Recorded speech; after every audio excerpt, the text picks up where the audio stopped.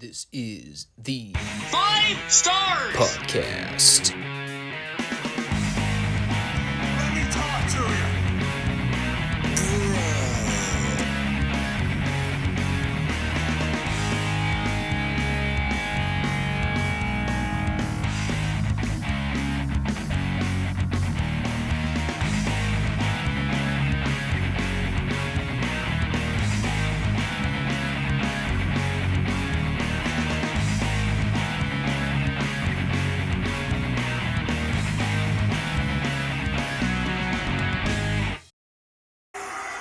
What do you guys want to talk about? So we're going to go right into the cold open for this podcast, because I got quite a few things to say about this Dynamite show. The show that aired on Tuesday this week, instead of the usual Wednesday slot. And as soon as Excalibur's first words were, "It's Tuesday," you know what that means. I was half tempted to say, Taco Tuesday. No, it wasn't Taco Tuesday. It was, in fact, one of the worst Dynamite programs I think I've ever seen in my entire life. So here's the reality of the situation I was dealing with. I got home from work on Tuesday, did a couple things when I got home, and I sat down and watched the show while I ate dinner. I didn't take any notes, outside a handful of bullet points that I jotted down here and there. I paid really close attention to one particular segment that was one of the best segments AEW's ever done, that's for sure. And then we had the main event, which pretty much recapitulated everything about this show in a nutshell. It almost knocked me out cold after having to sit through 2 hours of nonstop stupidity that we got. And I've said this over the last few weeks that AEW TV, everything that I have seen from the post All Out pay-per-view episodes have been relatively dull, and that's probably being kind about it. You know, outside the handful of exceptions here and there, there's so many things on this show that from week to week have no form of coherency to them at all. The booking has been atrocious for as long as I can remember, and the consistency of how storylines are featured and presented from show to show is subpar at best. It's beyond obvious now that AEW's got way too much crap going on. They have way too many people under contract, way too many bodies they're trying to cram in. And this has been a problem for as long as I can remember, pretty much since day one. Although it's very apparent now that the roster has almost tripled in size in the last year alone, how much of a problem it is. And then there's the injury story, which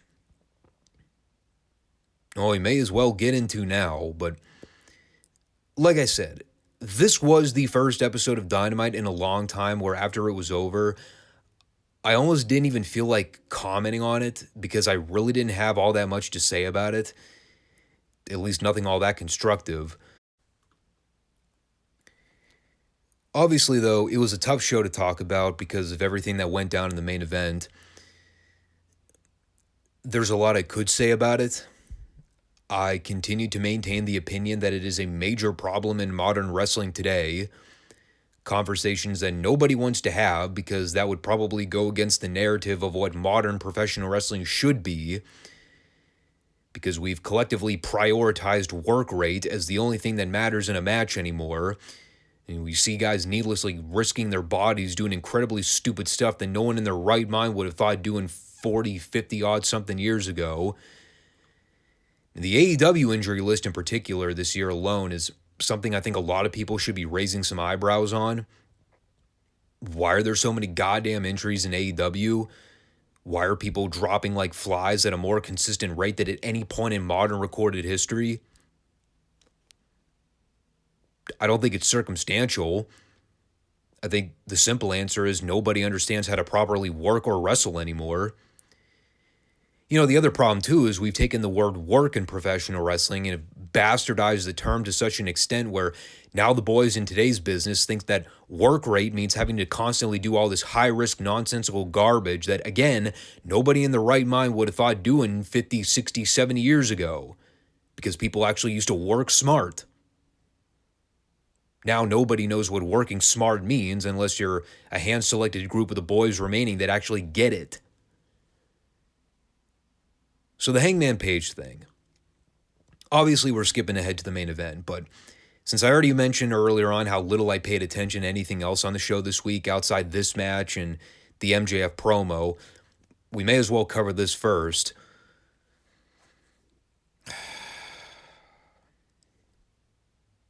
Look, obviously you hate to see when guys go down with injuries, whether or not you're fans of them. And make no mistake, I have long since soured on the whole Hangman Page experiment in AEW.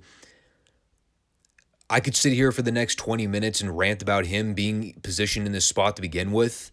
What with his involvement with the whole Elite CM Punk drama weeks back and all the shit that led up to it. Obviously, the situation sucks, and I do not wish ill will on the guy. You know, we constantly talk about how accidents happen in the business and how these kinds of freak things are prone to happen from time to time. But when you look at everything in context, going back to my statement just a minute ago about how nobody understands the term working smart in today's business, when you really analyze the incident, when you actually break down the logistics and you look at everything in a vacuum, what else would you expect from guys taking stupid bumps like that? I have sat here and raked guys over the coals constantly about the stupid, unnecessary flip bump spot. Beyond the fact that it's incredibly dangerous, most of the time I find myself wondering why guys are constantly taking flip bumps during completely random points in matches when they serve absolutely no purpose. And with the Adam Page spot, it didn't make a lick of sense as to why he took the flip bump to begin with. Literally, the spot was Moxley running out of the corner and giving Page a running clothesline. Why on earth did Page need to take a full body rotation for a fucking clothesline of all things? I don't get it. And I don't want to hear the bullshit or the logic or the rationalization of, well, it was a lariat. It was supposed to have more impact. Okay, well, when you see things like what happened in this match, for instance, now you know why it's a fucking stupid idea? How many NWA shows have we reviewed? How many world-class shows have we reviewed? How many WWF Raw shows have we reviewed? Out of all those shows, how many flip bumps have we seen guys take in the middle of random matches? I could probably count on one hand the amount of times we've seen it. It ain't often. Now let's flip that on its head for a minute. How many flip bumps do we see in AEW in a given week? 2, maybe 3 in a given show? Talk about constantly guys getting dropped on their heads and necks in matches. That happens almost in every match we see in AEW.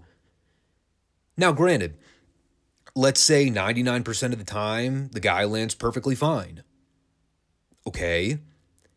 But are we not going to do a risk assessment and talk about the possibility of the chance of guys getting hurt doing it? That guys are needlessly risking head and neck injuries every time they take a bump on the back of their necks or on top of their heads? Which, by the way, looks phony as fuck. Because when you finally do see someone take a flip bump and go down with a legit concussion, knocking themselves unconscious, you wonder to yourself, man, is the risk really worth the reward in the end? And I don't know, maybe for an empty-headed dumb fuck like Adam Page, the risk is worth the reward. I don't know what reward he's seeking because now he's going to be on the show for God knows how long. Concussions aren't anything to mess with. Christ, how long has Adam Cole been out? Didn't he go down with a concussion, which is why we haven't seen him on television? Yeah, I know he's been dealing with some other injuries too on top of that, but how long has it been now? 4 months? Maybe longer? Kyle O'Reilly just got neck fusion surgery not that long ago. Ricky Starks had a serious injury. When was that? Like a little over a year ago? Remember how worried we all were about him possibly never wrestling again after being dropped on his neck? Coincidentally enough, didn't he wrestle Adam Page in that match where that whole injury happened? And, you know, I understand we're talking about different cases here, but when you take into account the guys that are on the current injured list, putting Page on that list is just stacking more cordwood. How is it that nobody has talked to these guys yet?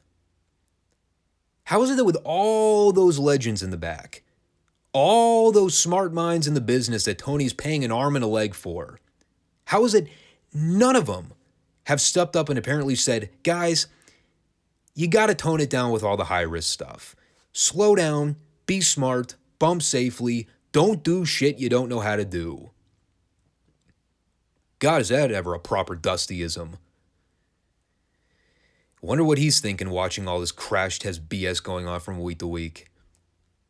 Probably thanking his lucky stars that Cody finally got the hell out of there. Or is it that the smart minds are talking to these guys, and all the boys that think they don't need to take advice from the veterans are telling the old-timers to go sodomize themselves with a rubber hose? In any case, I think they're conversations that are worth having, whether it's the people that are reporting on this stuff or the people that are in the business. Maybe Tony Khan being at the forefront of that conversation. Because he's running this shit, man. If he's not telling his guys to be smart workers and tone down all this stuff to reduce the injury list, I don't know what he's doing. Because at the rate AEW's on at the moment, by the end of the year, his entire roster is going to be in an iron lung. And that's not even talking about the actual match with Moxley and Page. I mean, truthfully, I'd be lying if I said I didn't check out of this in the first 5 minutes when they started the crowd brawling and Page did that goddamn moonsault planche off the railing. On top of the concussion, that guy's going to be having knee problems by the time he's 35 at the rate he's going. But it's not like I was engaged or anything before the whole concussion thing. By the time we got there, it kind of encapsulated everything that was wrong with the segment from the get-go. Again, I go back to what I talked about with the whole CM Punk Elite story. Page has been just as much of a bit player in that whole thing as Punk or the Bucks. Even if he wasn't an instigator of anything that went down in the locker room during that press scrum, Page was still heavily involved in what spawned those issues to begin with. And the fact that Tony Khan even booked Page in a world title match at this stage, I just think it was a dumb move, period. I don't think he should be getting rewarded with championship shots, much less getting a featured push on TV right now. It's also important to remember, going back to last week's show, during that hilarious "I'm a man, damn it" promo, where Page is standing there punching himself in the head. Jesus Christ, now that I think about it, maybe that exacerbated the injury with what happened here. Page hadn't stood there like an idiot punching himself in the head continuously last week. Maybe when he took the bump on his head this week, he wouldn't have knocked himself out cold. Maybe the real concussion spawned in last week's bit, and this was just the icing on the cake. But in all seriousness, the promo from last week where Page was trying to fire people up for the match, y'all remember what people were chanting at the end of that segment? Because I'm old enough to remember what it was, and they sure weren't chanting for Hangman Page. They were all chanting for MJF. Whether or not people want to recognize it, from Tony Khan on down to the news reporters and the podcasters, Adam Page is not getting reactions from the crowd like he used to. There was a period about a year ago where Adam Page was genuinely one of the most over acts in AEW, alongside CM Punk and, to a lesser degree, Bryan Danielson. And from the point Page won that belt to the point we're at now, his status has dropped astronomically. The people do not care about him. You'll still get the sporadic cowboy shit chants here and there, but it is nowhere near the level it was 10, 11, or 12 months ago. And that's a fact. So seeing him in a position like this, after everything that's gone down in the last few months alone, I personally didn't really want to see the match anyway. I don't think it's fair to grade or judge it as a match because the only thing people will really remember about it outside the stupid moonsault before the first commercial was the spot where Mox decked Page with a lariat and he flipped over and knocked himself out cold. Of course, they did the right thing by immediately stopping the match and having Doc Samson come over to attend to him. And they spent the next several minutes doing everything to keep the camera off Paige and the medical team so the announcers could throw in some plugs for the upcoming TV shows and stall for time. And they ended up going with a pretty interesting closer. Whether or not this was in the works for a later time, in any case, it was a good audible for them to call, figuring they still had several minutes left of airtime, because he got Mox cutting a promo and doing his old "this ain't ballet" routine. Of course, he's got blood all over his face because, Mox gets off on the whole blade job gimmick. Happens in every goddamn Moxley match. So stupid. But that led to him calling out MJF for a fight, because they had some time to kill. And of course, MJF comes out with Bryce Remsburg, and he's got the poker chip with him, teasing that he's going to cash that sucker in right now. But, and we'll talk about this once we get to the Regal MJF promo, because they go hand in hand. But just to give you a precursor, MJF tells Mox that he's not going to cash the chip in tonight, because for the first time in his entire life, he's going to earn it. He's going to cash in that chip when Mox is at 100%, and that's going to be at the Full Gear pay-per-view. A couple of things real quick, too, while I'm on it. MJF, best shape I've ever seen him in. When he ripped that shirt off, that dude was exactly that. Ripped to the fucking gills. Props to him, man. He looks phenomenal. The other thing, too, there's a bit of comedy in here that I found rather humorous. And interestingly enough, Mox was the one that popped me. Because there's a deal where him and MJF are kind of shuffling around to get a functioning microphone. And there's a point where Mox's stick stops working. So he goes to grab another one and off the cuff goes, "Man, this show is falling off the rails rather quickly." No shit, Mox. Only took you about 3 years to finally pick up on it, but at least the boys are finally recognizing how much his company's in shambles. That was more for my own self-pleasure, but the MJF thing. Well, since it ties in with the William Regal bit from earlier, let's talk about it before we get to the Cliff's Notes rundown of everything else that happened on this garbage TV program.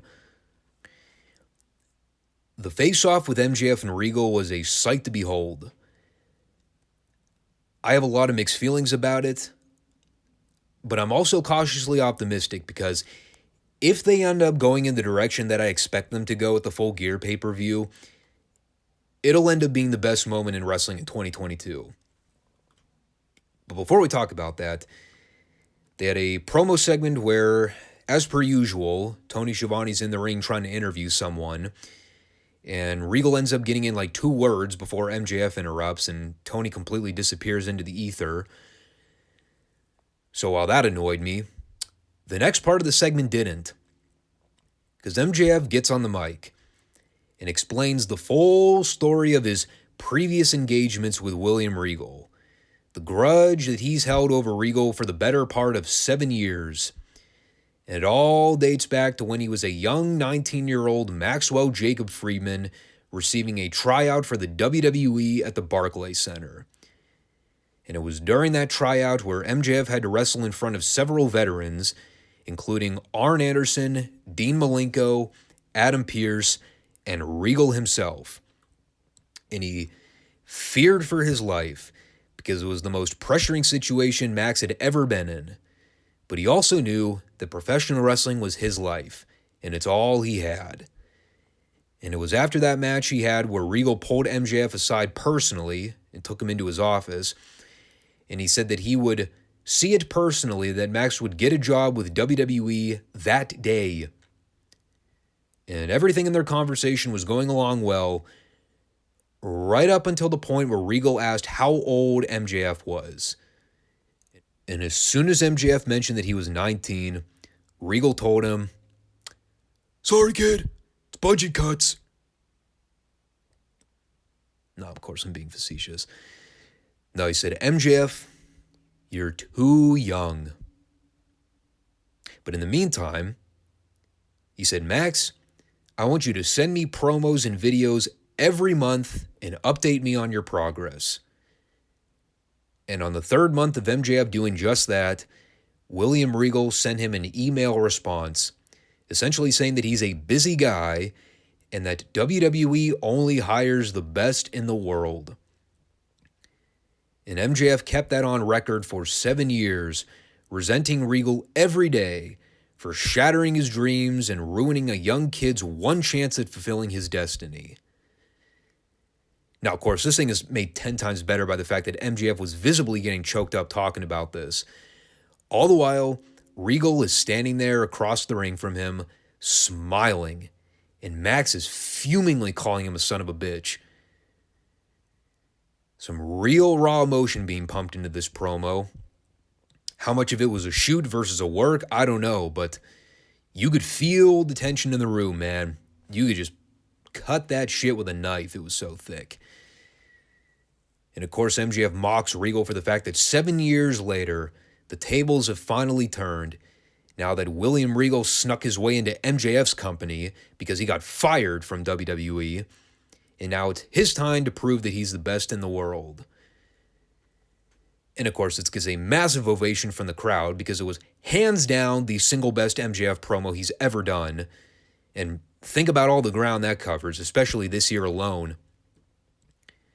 Personally, I can make a case this was the single best promo of 2022 in any wrestling promotion. And there have been a very handful of good ones this year, most notably coming from MJF himself. But Regal ends up firing back, talking about the way that he came up in the business, talking about how he sent that email to light a fire under MJF because he wanted to see how he'd react to it. And if MJF was willing to hold a grudge over a bloody email that Regal sent him 7 years ago, Max had it easy in comparison to what Regal went through when he was a young rookie. Talked about how he was always an ordinary villain because even if he did dastardly things in his matches, it was always in the sport of competition. It was all confined in everything that happened between the ring ropes, not putting his hands on announcers or trying to take the easy way out, which MJF has done for his entire career. Says that MJF hasn't proven a damn thing to him yet, and he tells him that if he wants to be the devil, he needs to do it right. So, of course, he turns around and waits for MJF to take a shot while Regal has his back to him. But Max won't hit him. So Regal turns to him and shakes his head and goes, "You still have much to prove." Now, of course, everyone's been talking about this being one of the singular best pieces of storytelling in wrestling all year. I'm certainly not going to downplay that at all. I mean, from pure raw emotion, the delivery from both men in this exchange was brilliantly done. MJF's story was well told and got everyone to buy into his struggles of being shut down by WWE, but Regal firing back on him and telling him he had it easy in comparison to what guys like him had to go through when they were first trying to break into the business. I mean, like I said, this was an impeccable segment from start to finish. Easily one of the best things I've seen from AEW all year. One of the best, if not the singular best MJF promo of his entire career. It really makes me want to see William Regal actually kind of work a role with MJF as a manager, even though I don't think MJF really is the kind of guy that needs a manager. The guy can already talk his ass off, so Regal wouldn't really serve much of a purpose as a mouthpiece. However, and this goes back to what I said at the beginning here, they spent the last few weeks trying to play up MJF as a sympathetic figure with, all the deep diving they've done into his backstory. And I've said many times now that I think the worst possible thing they can do, let me restate that again, the worst possible thing they can do is turn MJF babyface. I know this is a controversial take. I know people think I'm crazy when I say that. But I think the singular worst career mistake MJF can make at this time is going babyface. It's the wrong move. And if they're going to insist on playing up the whole 2024 bidding war story where, MJF is contemplating signing with WWE or staying with AEW at the end of his contract, they absolutely need to keep MJF heel. Which is why I think the best move heading into Full Gear is to keep along this path of teasing those subtle MJF babyface teases, drawing attention to a more compassionate side of his character.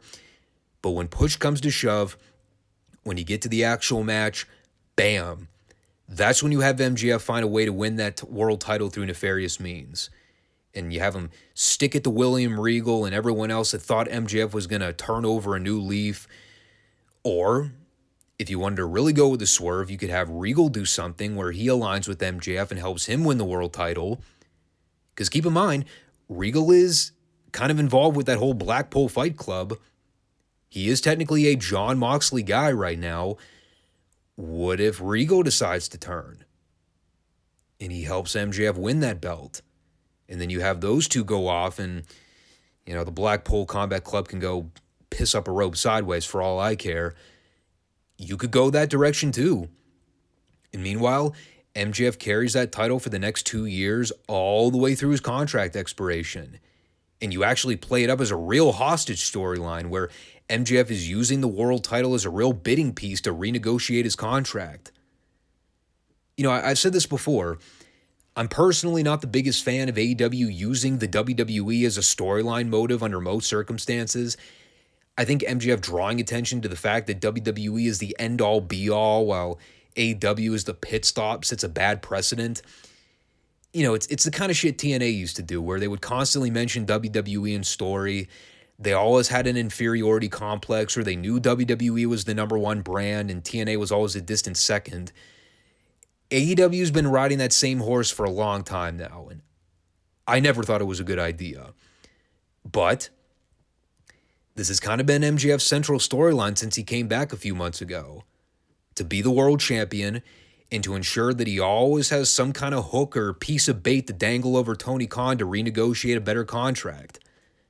And, if their top belt is the mechanism that MJF decides to use to hold Tony's feet to the fire for the next couple years, so be it.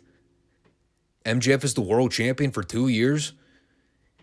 It's far from the worst possible thing AEW could book on their godforsaken program at this point. So I'm very intrigued with where all this ends up going, and hopefully it starts with them getting that world title off the oil mechanic and getting it on a real star that we can actually invest in. But we'll see where it goes.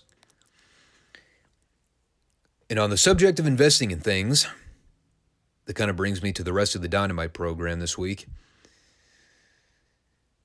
Oh, boy. I mentioned it earlier, how this was one of those shows where I watched on Tuesday night after work. I was dead tired. I really didn't feel like taking notes on anything, with the exception of the stuff that I actually had a vested interest in. So I watched the show from start to finish, no skips, no breaks. By the time it was over, aside from wanting to put a gun in my mouth, the only two things on my mind were the two segments that we just reviewed and covered in detail. Everything else that happened, as soon as it was over, I immediately forgot about it. So why don't we just go bit by bit here and run down everything else that happened, because we're not going to spend a whole lot of time talking about it. The opening match with the Death Triangle and the Best Friends was every goddamn outlaw indie match you've ever seen in AEW. Nothing made sense. Guys randomly coming in and out of the ring without tags. Referee just standing around not doing a thing about it. Multiple botches, sloppy looking spots where guys were clearly cooperating with one another trying to set up shit. And Death Triangle won flat from out of nowhere. Oh, and the match went a fucking eternity too. And for the record, I have no idea what is going on with Pac using the hammer gimmick in all of his matches. And no, I don't care about the possibility of a Death Triangle split. Nor do I care about pretty much anything that is going on in AEW's women's division at the current moment. I wish I could get into Soraya's shit, but ever since the whole promo weeks back where she totally was out to lunch and pretty much got outclassed by Britt Baker, I really haven't been on board with anything she's been doing. I don't care about Toni Storm as the champion. I don't really care about Hikaru Shida. And I certainly do not care about the 90-pound Japanese schoolgirl returning and successfully running off multiple grown-ass women within the span of about a minute. In a dress, by the way. Meanwhile, somehow these idiots have also managed to not get me to care about FTR or Wardlow, I've already vented about how stupid I think it is that they got Wardlow teaming with Samoa Joe, which still makes no sense to me. FTR have been background players on the show for the entirety of 2022, outside the matches with the Briscoes at the Ring of Honor pay-per-views. I'd like to get excited about the possibility of them being the number one contenders to the AEW tag titles, but what sense does it make to have them wrestle the Acclaimed right now when the Acclaimed are just as over as FTR? That's another case of two babyface teams wrestling each other when it makes no sense. All it's going to do is split the crowd. It's a disaster all around. I mean, those are the last two teams that really should be facing each other right now, especially if they're going to be baby faces.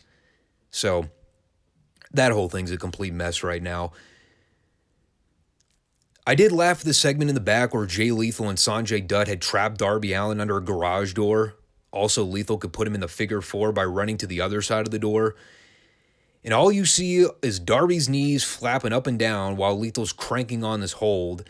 Made a million times better by the fact that A, Marvez is conducting the initial interview, and when Lethal and Darby are going back and forth, Marvez had to keep passing the mic back and forth between both guys, and every time he went to move the mic, he had to strike an awkward freeze frame pose while he looked deadpan at the other wrestlers.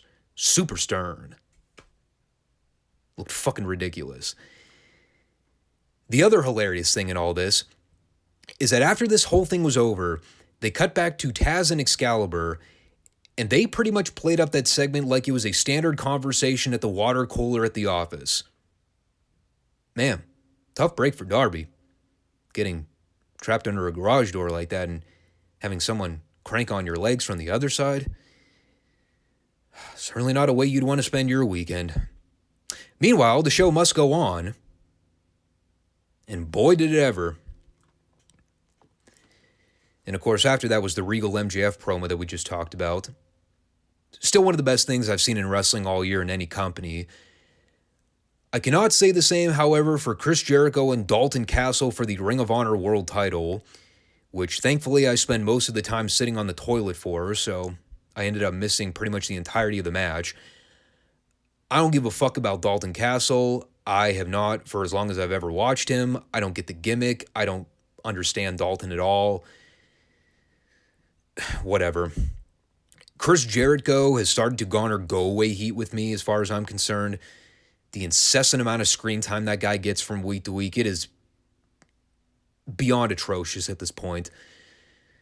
So I didn't watch this match, and I don't care about anything they're doing with the JAS story at this point. And sorry to say that also includes any involvement that Bryan Danielson has with it. So the lesson to be learned from all this, thank God for MJF. It's probably the best summary I can come up with the whole show. Thank God for Maxwell Jacob Friedman, because had that promo not occurred with him and Regal here, no joke, this might have been the single worst episode of Dynamite of all time. And I know we've talked about all-time bad Dynamite shows in recent months, but this one right here, outside that MJF segment, probably ranks among the top 5, if not the top 3, worst Dynamites I've ever seen. There was not one single match, one single segment, one single promo, or one single video package on this show outside the MJF material that I found remotely good. The Darby skit in the back with the garage door was high-end comedy for all the wrong reasons because of how poorly and shittily it was put together. But if I was looking to rank some of the worst Dynamites of all time, this would be high up on that list. Bad segments up and down the card, no coherency or logic to almost anything that goes on outside the MJF stuff, obviously. Complete misuse and mismanagement of so many guys. Where the fuck are Ricky Starks and Powerhouse Hobbs at? What the hell is going on with the new Stokely Hathaway faction? Whatever they're called, the Firm. Have those guys made one single appearance as a group since the initial promo where they were all standing in the ring and W. Morrissey looked like he had no interest in being there? What are they doing with Wardlow? What are they doing with FTR? Other than having no clue or game plan for any of their booking. Meanwhile, you still got Chris Jericho and Daniel Garcia and Flat Will Yuta being rammed up and down our arses week in and week out. It's what the real wrestling fans have been talking about for a long time now with AEW. They're pushing all the wrong talent. Things just happen on a whim for seemingly no reason at all. Guys randomly show up and disappear. We're given no reason to care about any of them. And all the while, the one standout, the guy that constantly manages to take all that crap and make the show worthwhile, MJF, week after week, month after month, year after year. He's carried this company on his back for the better part of 3 years. And one can only hope that by 2024, Tony Khan makes sure to keep the guy happy and willing to stay. Because I'm predicting this now. If they lose MJF, all hope is lost for this company. And to quote Paul Heyman, that is not a prediction. That is a spoiler. So we're going to kind of blast through this NWA report because it is another 30-minute program that really didn't have a whole lot going on. We began with Dusty in a wife beater, which is always an eyebrow raiser and how you want to start a professional wrestling program. And him and Tully are having a face-off on NWA Pro. Terrible audio, by the way. At first, I wasn't entirely sure whether or not this was a post-match brawl or an actual scheduled match, because not only was Tully in his regular ring gear, but they also began this brawl with a collar and elbow tie-up, which then quickly broke down into Tully pulling Dusty to the floor so Arn and Ole could run in for the 3-on-1 beatdown. Now, this did end up playing into the opening deal with Tony and David, where they were telling us to stay tuned for later on because Starrcade 86 has its first official match signed for the card, and they were going to announce that later on. Then they brought out Magnum TA for a quick promo. The only man I know that can sport denim on denim where 3/4 of the shirt is way unbuttoned. Magnum was a man's man. Don't ever forget that. And he spent a minute plugging Starrcade, talked about how he has his ongoing issues with Jimmy Garvin at the moment, which he plans to settle at a later date. But right now, his priorities are regaining the United States heavyweight title from Nikita Koloff. And he's putting Jim Crockett Jr. and everyone in management on notice that he wants that match signed, sealed, and delivered for Starrcade. And it's one of those things where you obviously look back and realize that match never happened because of the accident, which again, we will be covering very soon. But I am very curious looking back here. If they would have actually done Magnum and Nikita for the U.S. title at Starrcade 86, was that actually the initial plan?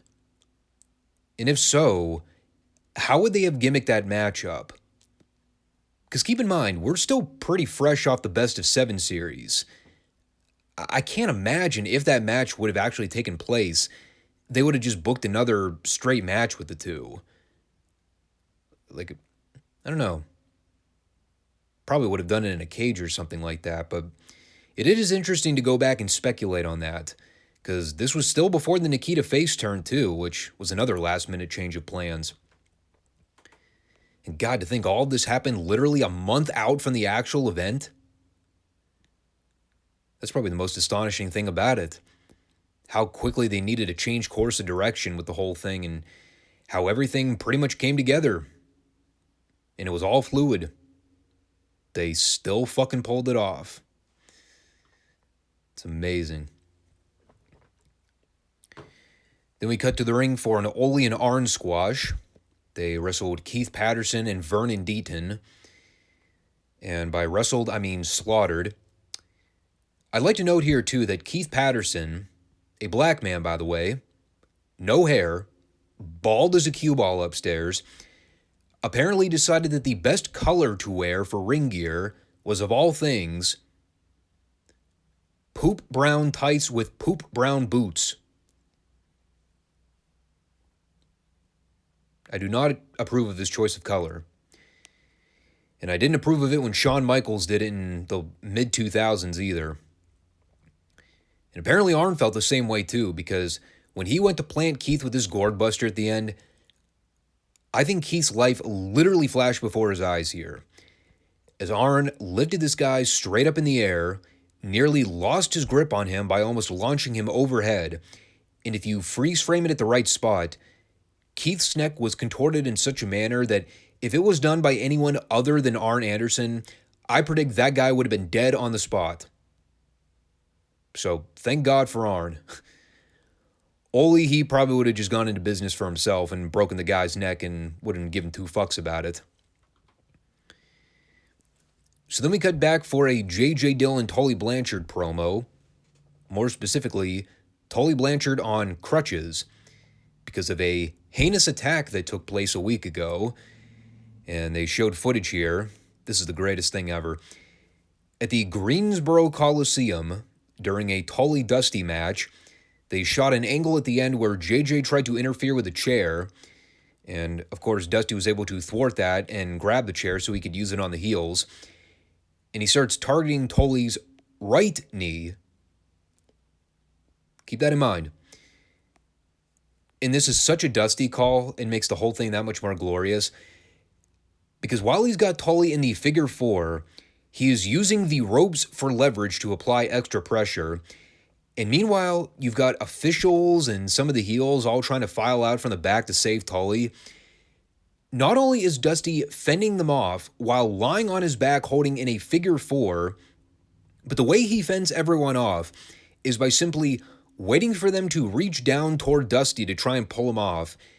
And all Dusty has to do is grab them by the hair and toss them out to the floor.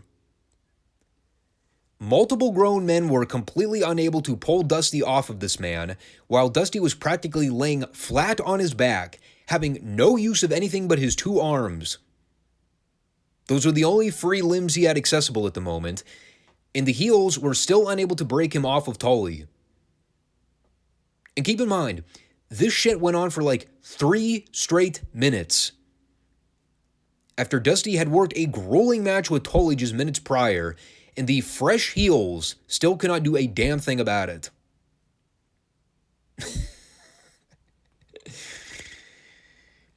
The perks of being a booker, I guess. Dusty Rhodes, man. He was a legend. Always knew how to book himself in God mode active whenever possible. Now, getting back to the meat of the matter, the real nitpicky detail here. Remember when I was stressing that it was the right knee that Dusty was targeting? Giving Tully several chair shots to the right knee before cranking down on the figure four, applying pressure to the right knee?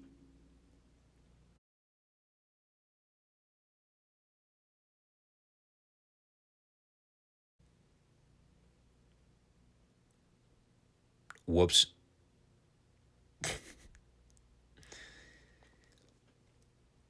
Hey, the boys weren't all perfect back then. Unless it's all part of a heel ploy. Because this is something JJ and Tully would do. I would not put it past Tully to feign a knee injury, only for him to miss the crucial detail that he was selling the wrong knee. Which would then be perfect because it would make the heels look like idiots. So maybe I'm jumping to conclusions because I don't remember this specific angle all that well, but there could be more to the story.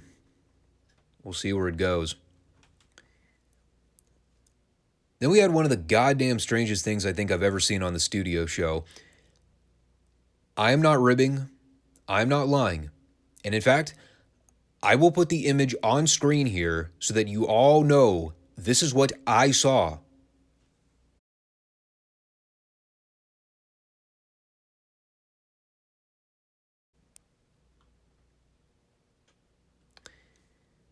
And the most ridiculous thing about it is that it wasn't even an angle to set up a heel attack. This was a match. They actually booked a job guy on the studio show named the Grim Reaper. Why? I don't know. I guess because it was close to Halloween or something. Keep in mind, this was before the Jim Herd era when WCW totally went to shit. But write that one down in the record book, people. Ron Garvin wrestled the Grim Reaper on the TBS Superstation in 1986. Guaranteed even Ronnie probably wouldn't remember something like that. So then we immediately segued right into Wahoo McDaniel and Gary Royal. They went a minute. Wahoo won with a chop. Absolutely nothing else to say about it. Then we went back to the booth with what I wrote down here as the new and improved Paul Jones Army. No Baron, no Barbarian, no Tijo Gijo. We had Shaska Watley, Manny Fernandez, and Ravishing Rick Rude out here. And this promo. This was a Paul Jones promo. He was in full Paul Jones mode here. Again, one of those circumstances where you have to listen to the audio because I cannot do it justice by trying to recount it. So I am just going to play for you verbatim what was said. That match, I will take the prize. And one thing for sure that you don't have, and my ace in the hole right here, Manny Fernandez, will be right there. You're an idiot! You're an idiot! And every one of these men right here will play up an important part. That's Starcade. Look at this body here. That's right. I just love how Paul stops his train of thought midway through his promo so that of all things to scream at Jimmy Valiant, his go-to is to call him an idiot. Fucking died listening to that the first time. And then he immediately starts admiring Rick Rude's body like 10 seconds later. That is some classic Paul Jones material right there. Some people say he was horrible on the microphone. Whatever, dude. He's still a million times better than anyone in the business today. And as they were going to wrap things up here, Manny was trying to talk about how he's a free agent now, but Wahoo ends up getting in his face and starts going back and forth with him. And it eventually leads to Wahoo being the guy to instigate the fight, as he dropped Rude with a chop on the concrete. I mean, the heels were just mindfully standing around, not trying to stir anything up, but not only was it Wahoo that tried to get in the heels' faces, but he was the one that led off the fight by chopping poor Rick Rude in the chest. So at the end of the day, one might say Wahoo got what was coming to him. And, of course, while they're putting the boots to Wahoo, Magnum and Ronnie Garvin finally run out to send the heels packing. But this is the second week in a row where Manny and Rude have been stirring up some ruckus on the studio programming. 2 back-to-back brawls. I mean, you could tell Dusty was pushing him hard into that title hunt. It still comes almost right out of nowhere, but at least they're doing the right thing by trying to establish another heel team. Then we had a Slick Rick promo where he pretty much covered every one of the following bullet points. Space Mountain, custom suits, private jets, being the world's heavyweight champion, styling and profiling, he's a man's man. It was a Ric Flair promo. You could throw every single one of those bullet points on a sheet of paper and ask any wrestling fan, whose promo material was this? Instantly, 99% of them will say it was a Ric Flair promo. Then Ivan Koloff wrestled Mike Samani, now officially recognized as one half of the United States Tag Team Champions, alongside Crusher Khrushchev, because they wrapped up that tournament a couple weeks back. But I believe this is our first sighting of Ivan with the physical belt in hand. And, of course, he won with the Cobra Clutch in about a minute. And then we had the greatest thing of all time. Coming back from break, we get Jim Crockett Jr. out to give us a Starcade report/update. And obviously for those that did not have any historical perspective, Starcade 86 was hosted in... Well, it's funny because Crockett actually said 2 locations, the key ones being Greensboro and Atlanta. However, I believe the event also had a 3rd location. If I'm not mistaken, I think it was Kansas City, right? It's Kansas, not Missouri, by the way. I always have to specify that because I know there are two cities. But Crockett only mentioned Greensboro and Atlanta in this promo. But this was done so they could announce their first match for the card. And what a way to introduce it. This is actually a very famous pre-tape, especially for anyone that listens to Cornette's podcast, as we get handsome Jimmy Valiant singing the blues and talking about his troubling times with Paul Jones and Willie Manny Fernandez, talking about how Paul Jones scarred his soul, but through it all, he's thankful that the people have stuck by the boogeyman's side. And the next part here, this is a goddamn legendary moment. A moment that lives in the annals of time for many reasons. Probably most notably because of how hideous the acting was, but I mean, this whole segment was hideous looking back at it. It was still entertaining. Because who should drive up on the sidewalk where handsome Jimmy's sitting but Big Mama? Haven't mentioned a whole lot about Big Mama in WCW. She was around for a period in 85, but I think by the time we started doing the retro review, she had kind of phased out from the picture. And of course, she was around a little bit before that too. But Big Mama, she's back. Oh God, this segment. She gets out of her car. She walks up to Jimmy, looking like she literally just got off her shift as a prostitute. I mean, there's no way to make a side joke about that. That is literally the description of what she looked like.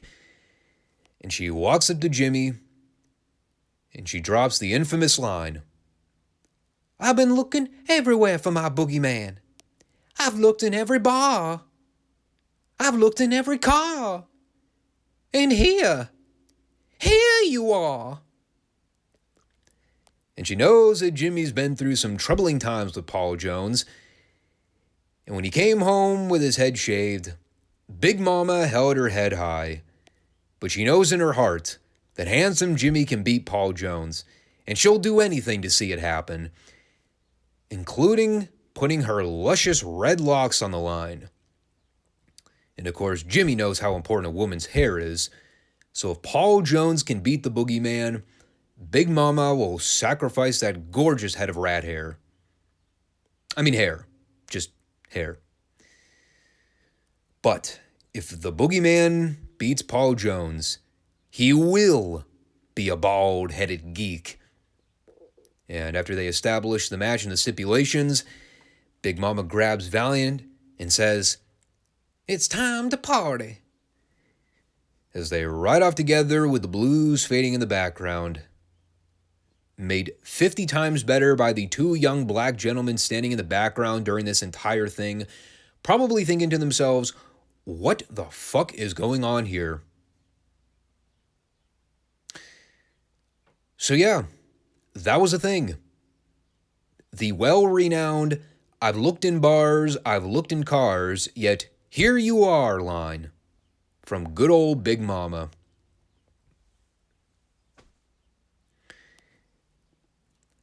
I really wish I knew what else to say about it, but at the moment, nothing is coming to mind. It was corny, very wacky, totally something that would get shit on in today's business if they did it, both because of the presentation of the rhythmic blues tune and the fact that the acting was beyond hideous. But it created one of the most memorable moments in wrestling history. I had zero memory this ever aired, but after hearing Corny and Brian Last crack jokes about it constantly on their podcast, I'm glad I now understand the full context. It was, in fact, Big Mama as the source of the joke. And now I see why they always crack up every time they bring it up. Nevertheless, it is set in stone. Hair versus hair, Starrcade 86. And to make this thing even more comical and over the top, we had Paul Jones back out to accept the challenge, and he's making underhanded jokes about the possibilities of what Big Mama would look like with a bald head. I did appreciate his line where he called Jimmy Valiant a stupid idiot. Now we know where Chris Jericho steals his catchphrases. If only Paul Jones would have been smart enough to copyright that quote. But, yeah. There you have it. Starrcade's first official signing. And boy, did it ever get off to a hot start. Never forget that line, ladies and gentlemen. I've looked in bars, I've looked in cars, yet here you are. By the way, her execution of that line was just as cringe as you probably would have expected. They had more with the Paul Jones Army. Just couldn't get away from these guys this week. It's Shaska, the Baron, and Ravishing Rick Rude versus Brad Armstrong and the Kansas Jayhawks. Pretty big main event TV match for the week. And it was a fun match. Once you get past all the shucking and jiving mannerisms from Shaska, heels ended up working over Bobby Jaggers. They had Brad Armstrong get a hot tag at the end. Probably one of the rarest circumstances where someone was able to actually get something good out of the Baron on the studio shows. Because Brad was making the Baron work. He was making him work hard. And they played up the story here where Brad was so quick on his feet, whenever he would try to go for a cover on the Baron, Rude and Shaska would try to break up the pinfall attempts, but they ended up stomping the Baron by accident because Brad would move out of the way. And finally at the end, Paul Jones got on the apron and tried to interfere, but Brad rammed the Baron into Paul so he could roll him up for the 3. And this was a key detail of the match, because with all the miscues and fuck-ups from the heels, all of which affected the Baron here, they pretty much went from 0 to 100 with officially breaking off the Baron from the group. With absolutely no build or prior teases, Paul Jones tries to blindside Baron with a gimmick, but Baron slaps on the claw to Paul Jones, while the rest of the army tries to file out and stomp a mud hole in the Baron. And eventually you get guys like Wahoo and the Jayhawks clearing back out to run the heels off. And you have a little acknowledgement from everyone right before giving the ring to Baron. And boy, did that guy's face turn get over like wildfire. Again, completely out of the blue with zero build. But, yeah, we kind of touched on it earlier. They were going through some modifications with the Paul Jones Army in the last few weeks. You know, Tijo's out of the picture. I have no idea where the Barbarian is. He seemingly disappeared. Shaska's still around, but, you know, with Manny and Rude as the 2 new pieces of the group, you know, the bodies were starting to pile up with the whole thing. And removing Baron and replacing him with 2 guys that are better moving in the ring was probably the right call at the time looking back. You know, this was toward the tail end of the Baron's run, so he was only going to be around for a short period anyway. But they executed it, and they pulled it off well. Following that, we had the Rock and Roll Express out to do a quick promo. As usual, I had no idea what Robert Gibson mumbled here. Ricky Morton talked about how the Army is falling apart, just like the Horsemen are going to be falling apart, and they can issue all the jump attacks they want, but the Rock and Roll are always going to fight back. I think Ricky Morton is the only man I can take seriously when he's sporting a Mickey Mouse sweater. He actually wore that to cut this promo, and it was still good delivery. And then with approximately 1 minute of airtime, the Midnight Express squashed Alan West and Eddie Roberts. No idea which job guy was which, but apparently someone didn't smarten the one guy up that he probably should not wear the same color trunks as one of the other opponents. Especially when that man is Bobby Eaton. And within this minute time frame, not only did the Midnights beat the 2 job guys, but then Big Bubba ran down to give one of the jobbers a top rope splash, all with literally 60 seconds left of airtime. Talk about getting your shit in. Even Cornette was straining to throw in a bit of dialogue before they cut away. But that was the program. As noted, it's another short episode, so there wasn't a whole lot to take away from it aside from the Paul Jones stuff. But the Starrcade build's coming along, and the Jimmy Valiant Big Mama pre-tape. Lord, was that legendary for a variety of reasons. And again, with the Paul Jones Army stuff on the show, too. Up to and including not only a series of promos, but also a totally random angle where they kicked one of the members out of the group with approximately 2 minutes of TV build. All because the Baron was pissed that Rick Rude and the Bull accidentally stomped him when he was trying to break up pinfalls. Something tells me that was a last-minute decision. Much like a lot of things were last-minute changes with the build to Starrcade 86. Anyway, moving on to world-class television here. October 22nd, 1983, by the way. This is one of those shows where the only thing that really mattered was the main event, and everything else was just paperwork, so to speak. The main event for the program was the Ice Man King Parsons and Harley Race for the NWA World Heavyweight Championship, which I believe they announced the previous week. And we'll cover that shortly, but everything else on the show was kind of just there to fill the gap. We began with Michael Hayes versus Johnny Mantell. Hayes sporting one of the more ridiculous pieces of ring gear we've seen. I don't even know how to describe the design on these trunks, but the colors were gray and almost like a faded vomit green. I don't even know how else to describe it. But the great part is that Hayes was also wearing white boots with red knee pads. I have no idea how he color coordinated this outfit, but this was an epic failure. The match was a copy and paste version of every Michael Hayes match you've ever seen. Really nothing to note about it. Except for the totally fucked up finish. I have no idea what the hell happened here, but they go to do a spot where Hayes whips Mantell off the ropes. I assume they were trying to set up a stun gun deal where Hayes would go to drop Mantell throat first across the ring ropes. Only in order to set this up, Mantell basically dived into Hayes' arms, somewhat resembling a bear hug position, and then both men just kind of fell backwards with Mantell kind of catching the top rope on the way down, and that was how Hayes got the pin. All right then. We did get Bill Mercer informing us of the upcoming debut of a new tag team from the North, the team known as the Super D's. And I actually had to look this up on the Kayfabe Memories website to figure out who the Super D's were in World Class. It's obviously an acronym for the Super Destroyers. I mean, I could pick up on that pretty easily.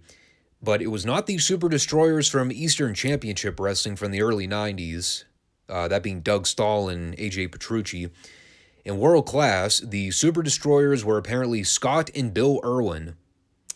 And obviously we had seen Wild Bill Irwin work several undercard matches on some of the earlier World Class tapings. So now he's going to be coming back with his brother, and apparently they'll be under some hoods. So we'll look forward to that. After this was the point where they recapped the closing angle from last week. It was during the Jimmy Garvin-David Von Erich title match where Kamala came down and interfered. But while he tried to attack him, David fought back and put the claw on Kamala and sent the heels packing, with Kamala backing down from getting back in the ring with him. And they played up the story how it was the first occasion where one of Devastation Inc.'s men had backed down from a fight. And it was one of the bigger hired guns of the group, too. So that'll be a big blow-off match to look forward to when they book it. That was followed with an Iceman highlight package. Of course, with the old WWE Network footage, they had to pipe in the canned retro music over the original tune. It was still groovy, but you could tell it was a total dub-over. It's funny going back and seeing old footage of Buddy Roberts with a full head of hair. It's one of those visuals where once you see Buddy with the bald head, you completely forego any memory of when he actually had hair, especially with all the ridiculous headpieces he's been wearing. Then we move right along to a gorgeous Jimmy Garvin squash. He wrestled Art Cruz. I should also point out the pre-match deal. A couple of things, actually. First, we had Chris Adams back out to issue another challenge to Garvin, which he also did on last week's show. And, well, once again, nothing really came out of it. He issued the challenge, and then Sunshine kind of came over and shoved him, and they just went right into the match. The other thing to note here was that Precious was also out with Sunshine and Garvin, and she had her signature hairspray in hand, which became her signature gimmick when she basically became Garvin's side piece in the later years. We've obviously been covering that on the 86 Superstation shows. This actually ended up being a solid little match. I had watched a handful of Art Cruz's squash matches from Mid-South, and, while he never really branched out from being an undercard enhancement guy, Cruz was actually a pretty solid worker. He had some fire to him. He was a big dude, too. I think they said he was built at like 245 or 250. Pretty good condition, too. And he was in there holding his own against Garvin. They let Cruz get in a handful of offense. Pretty substantial amount, actually. And they had a good finish where Cruz tried to milk a comeback, but after missing a drop kick off the ropes, Garvin took advantage and then spiked him with a DDT. And then Garvin did a phenomenal post-match heat promo while Mercer was trying to get Garvin to accept the challenge from Chris Adams, basically goading him into doing it. Meanwhile, Garvin is standing there going, "Chris who?" Calling him a phony Englishman and saying he's from Biloxi, Mississippi. Saying, "I ain't got time to be messing with phony Englishmen." While he's flexing at the camera at the end, he goes, "I don't even know your name, Chris Adams." And he lets out a big old belly laugh. Remember when heels in pro wrestling used to be actual douchebags? Now we have MJF. That's about it. How unfortunate. By the way, right before they cut the break, they showed the shot at the end of the match where Cruz went up for the drop kick and missed. The bump Cruz took for that drop kick, 5 stars. Anyway, as noted, the main event for the show was the Iceman and Harley Race for the NWA World Heavyweight title. And there was obviously a lot to digest here, seeing as how they devoted literally half the show to the match. It was indeed a long one. First thing to note here, actually, before we even get into logistics, the pre-match stuff with David Von Erich getting in Harley's face. This was obviously a holdover from the last time we saw Harley and David in the ring together. It was during the Kevin Von Erich Harley Race title match, I believe from one of the Star Wars events over the summer, where David had run in on behalf of his brother.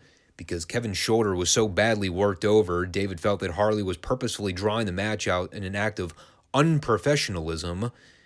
So, of course, they got physical and kind of planted the seeds for that feud.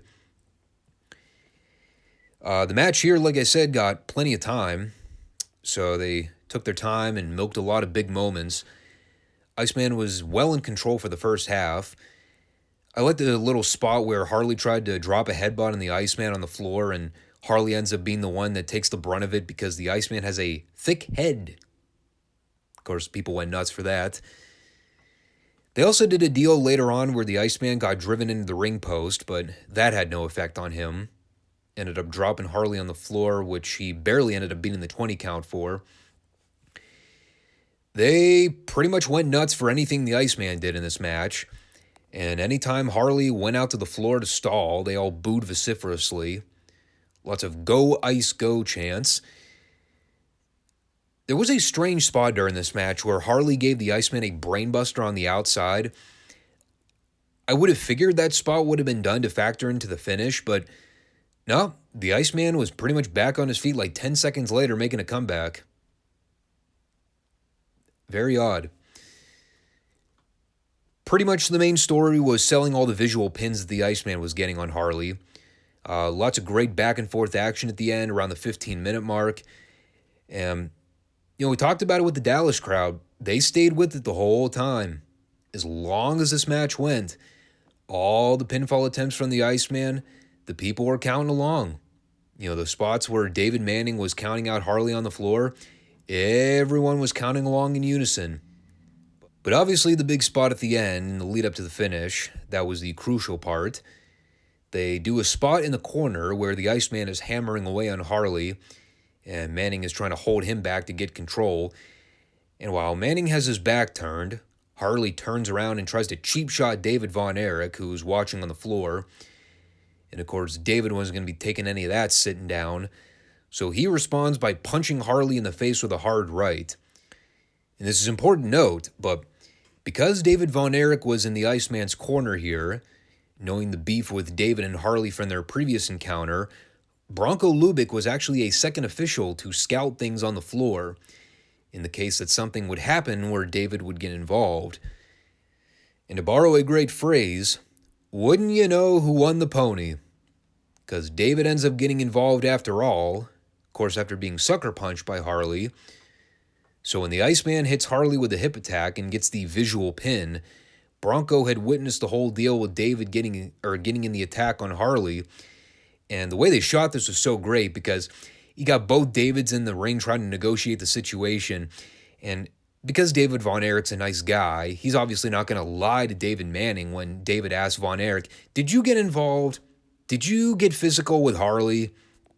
So, of course, David's there explaining the whole situation, says that Harley was the one that instigated the attack. And David Manning is looking on at David Von Erich with one of those disappointed uncle looks where he totally sympathizes with the situation, but he knows, as an official, he's got to do the right thing.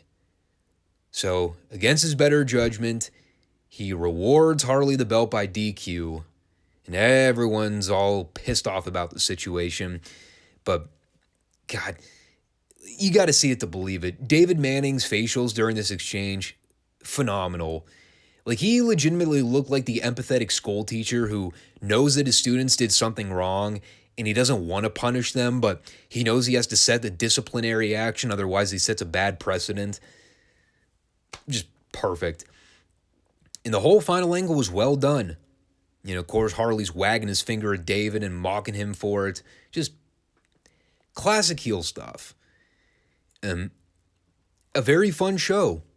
You know, like I said, not a whole lot mattered outside the main event. And, you know, even though any smart fan wouldn't have had a thought for a second that the Iceman was winning the world title on Dallas TV with 1 week's build, goes to show how passionate wrestling fans were back in the day, man. Like, they stayed with this match from beginning to end, clinging on to every moment where the Iceman had visual pins on Harley. I believe the count was 8 close calls. And they actually talked about it too, because this was back when false finishes used to actually be big deals, especially when it was your world champion who was in jeopardy like that. And now, of course, we see guys kicking out of everything in the fucking book and none of it matters worth a damn anyway. But, you know, that's why we go back and watch these shows, to remember the good times when the business didn't suck. Back when the real pros knew what they were doing. Anyway, no. I was going to make a backhanded comment with that, but I'm not even going to go there. So with that all said, thanks for stopping into this one. Make sure that if you are watching already, I guess, if you're a subscriber to the channel, fantastic. Make sure you always stay posted for upcoming shows, including this Monday, as we continue along with the WWF WWE side of things. Talked about it before. I'm still on the fence with the whole Crown Jewel thing, you know, whether or not I'm even going to bother talking about it.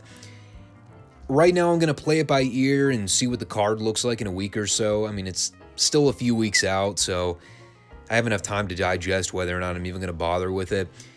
If they announce something that is more enticing on paper than Roman Reigns versus Logan Paul, I might give it a second thought. But that'll be it for now until Monday. Take care, all. Peace.